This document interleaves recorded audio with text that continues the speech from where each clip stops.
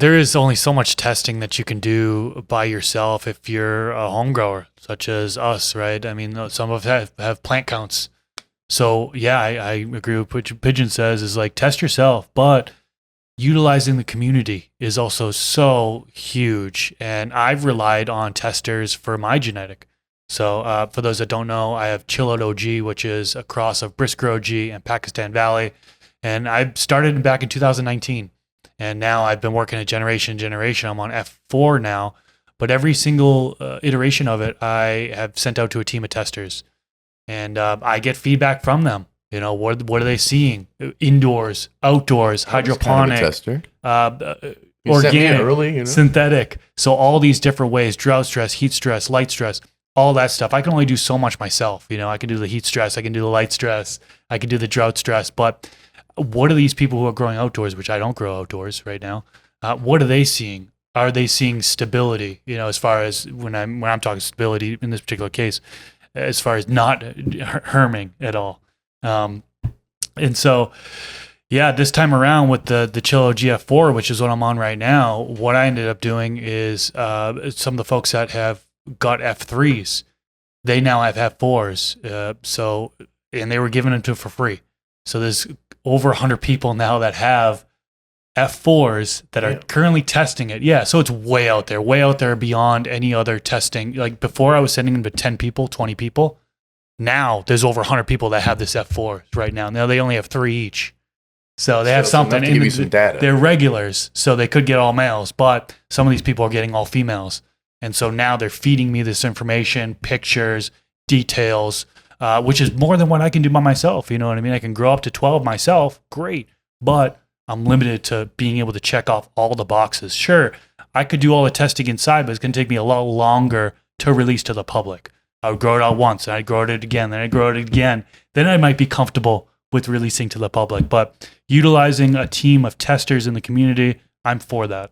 Oh, dude, majorly. I eventually, once I'm confident with what I'm doing, I'm going to absolutely do that. And what I've done for myself is I've taken my data and put it into ChatGPT, and out of the 3 times I've done it, I'm getting a mathematic equation of potential variables. And holy shit, it's been kind of accurate in the sense of I'm not doing it right. And it's letting me know I'm not doing it right. It was me trying to isolate not having the hermaphroditic trait. And now it's like I'm losing my gassy East Coast sour diesel funk and my haze funk. And it's going so much back to the Sherb. I'm like, shit. So I'm losing other traits by losing other traits. You know what I'm saying? I think that's where I can only test so much. And I feel like sometimes stress testing, I was a little dumb when I started. So I'm like, let me do this at 110 degrees. Not often your tent's going to be 110 degrees. You should be optimizing that. That's a bigger issue. But it's like, I was kind of going the extremes. And that was a little too far. It needs to almost be testing of a realistic proportion in the sense of like, turn your light up to the max potential, but don't set it right on top of your plant. Yeah. That's just not realistic. The light should not be an inch away from the canopy at full blast. That's human error. That's not my issue with my genetic. You know what I'm saying? Other things like the temperature, the humidity is the same on the other side. You know, I had my stuff in the flower. Well, is it going to have bud rot? Yeah, it will. If you turn your humidity too high or like too low, is your plant going to like suffocate essentially? Again, yes. So you got to have that fine balance. Like swings was big for me. Temperature swings was my biggest focus. And that's where I started seeing the hermaphroditic traits, where it would go from 50 degrees when the lights are off to like 85, 90 degrees when the lights are on. You know, we're talking 30, 40 degree temperature differences. And I noticed not majorly in the visible side, but when the plant would finish, I'm like, oh, cool, I got through. No, I didn't. Beans. It's just something that you learn as you're doing it. If you got a team helping you do it, somebody will do a whole different variable that you didn't even think of. I think that's the beauty of it. But getting good testers is another conversation.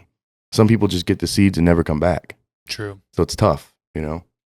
I think unless you're somebody who's, we're fortunate we make content, so it's almost like the holding people accountable is they're like, they don't want to piss off the people they like to watch, so they're going to try to show up and they're genuinely fans of the brand. Others are just trying to get a freebie in a forum, and they see these people need testers like, sweet, dumbass, I just took these free genetics. It's sad to see, but... That happened to me with the F1 generation. I reached out to 15 different people, and 80% of them bailed on me, ghosted me. Took the genetics and ran. And I was shocked. I was like, what the heck? And I tried to do it where I had people fill out a form with their, how long they've been growing, what way they grow, and so on, and selecting people. And even that didn't work. You know what I mean? I still it's easy to forge those things, I guess. Maybe that's what happened. Maybe they'd forged it and said that they had more growing experience than they actually did just in order to get free seeds. So unfortunately, we have people who aren't honest. Well, and I think when people don't have issues. Little do they know with an F1, the good luck. Yeah. You didn't get anything anyways. Not just that, though. Sometimes people think when there's not an issue, then there's nothing to report. You know what I'm saying? If it didn't herm out, okay, we're good. Then thanks, you grew fine. It's like, no. Let me know. I need want to the know deets. Traits. I want to know about it. I know what you Pictures. did. Yeah, let me see Routine. how your results were. Let me see your yield, like basic information. I think these are things that arm you with the confidence to then release to the market. If you do it before then, you're just a hustler. You don't care. And hustling in a negative way, in my opinion. You don't care. You don't care about the impact, the results. You just want to bag. Do your thing, whatever.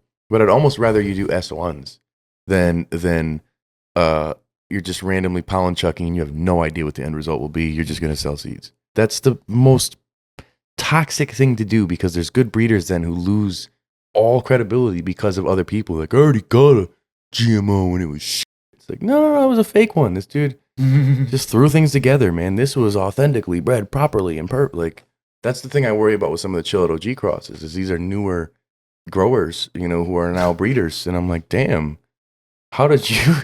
Chris, and you released the F4s and you got a whole line of this cross already? Like, you just got to test these things out, because what works good for you may not for the next person. It just depends on the environment and how they grow. Yeah. And we know that there's breeders out there that don't think you should use the community to test your genetics, which is fair. At all. Like, that's on that, They feel as if the onus is on the breeder. The breeder should be the one to rigorously and diligently test their genetics to ensure that the product that they are releasing is exactly what they want.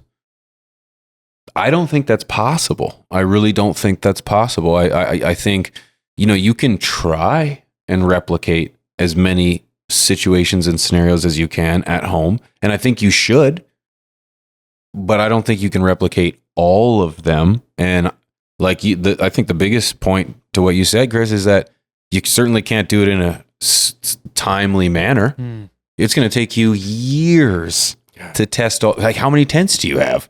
Right? You got each tent to be at a big commercial facility with multiple chambers and stuff like that. Every chamber is set. This is a drought chamber. This is a heat chamber. This is a light spectrum chamber. This is a feeding chamber. This is an intense training chamber. How are you going to, and you're going to do all of that on your own in one grow session? This is why we partnered with Swank for our project. All of us one by one, it'd be tougher to do, but somebody who's already working on other genetics and working on other projects, it's easier to tap into that process and jump in. I think prime example, Chilled OG, every episode we've talked about it. Shout out to Chris. We don't see a bunch of variations that you've made. We see you refining it. You're getting it better and better and better and dialing it in to the point where it'll just be called Chilled OG. We don't talk about F nothing. This is the one that you get because this is Chilled OG. That's how genetics should be, but now people are quick to market. So it's F1, S1, whatever, R1s, just to get it out there quick. But then if the grower didn't test it properly for themselves, they're going to put it in their conditions. It's summertime, temperature swings, boom, herming out. Now the breeder's a piece of shit. They're just hermable. It's a logical fallacy that you have, that most people have, that it's always on the breeder, but it is a double-sided thing. Buyer beware. Know what you're getting before you go and grab that. It's check to see if there's someone who does testing. Maybe ask some questions if you have direct access to the breeder. But don't be upset if you don't do any of that. You just buy based on name, and it herms out. Sorry. This FTS clip was brought to you by AC Infinity, leaders in garden innovation. Use discount code TheStash15 at checkout to save some money on your order.